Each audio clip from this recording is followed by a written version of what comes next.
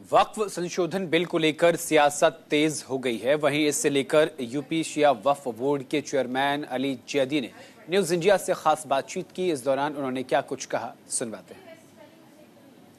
JPC का consultation तमाम जो उसके स्टेक होल्डर्स है उनके साथ खत्म हो गया है और अब ये अमेंडमेंट बिल शायद संसद में जल्द ही पेश कर दिया जाएगा।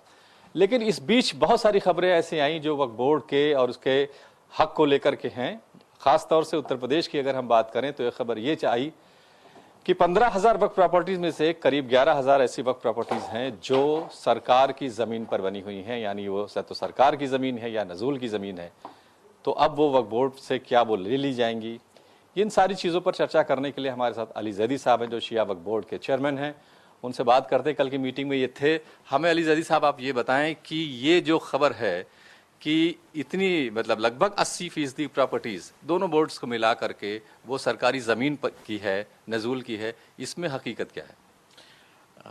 देखिए, ये बात कहाँ से आई है या ये डेटा कहाँ से आया है इसकी तो या वेरीफाइड है कि नहीं है इसके ये तो मुझे कोई इसकी जानकारी नहीं है, पर ऐसा है नहीं, ये बिल्कुल मैं कह सकता हूँ कि क्या कुछ ऐसी वक्फ प्रॉपर्टीज हैं जिसमें इमाम बाड़े हो या और दूसरी मस्जिदें हो, क्या कुछ ऐसी ज़मीनें हैं वक्फ बोर्ड में जो रजिस्टर्ड हैं लेकिन है वो नजूल की या सरकारी ज़मीन पर?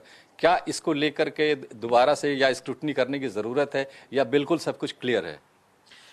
नहीं, देखिए, बोर्ड के पास अपने जो औकाफ के रिकॉर्ड्स हैं, जो औकाफ बोर्ड के पास दर्ज हैं, उसके अंदर मोस्टली जो औकाफ हैं वो सर्वे से आए हैं। तो सर्वे डिपार्टमेंट एक अलग डिपार्टमेंट है। ये बात बिल्कुल साफ है कि जो सारी झगड़े की जड़ है, जिसको लेके सबसे ज़्यादा एक तरह से कहें कि इख्तलाफी है तमाम लोगों के बीच में और जो अमेंडमेंट हो रहा है वो इसी क्लॉज को लेकर के है।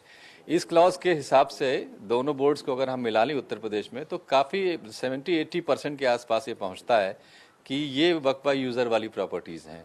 और इसका जब सर्वे होगा या दोबारा से इसको देखेंगे तो हो सकता है, मतलब आप दावे से नहीं कह सकते ये वक्फ की है, ये हो सकता है ये सरकार की हो या नजूल की हो। आप हमें बताएं कि क्या ये मुमकिन है कि इसको हटाने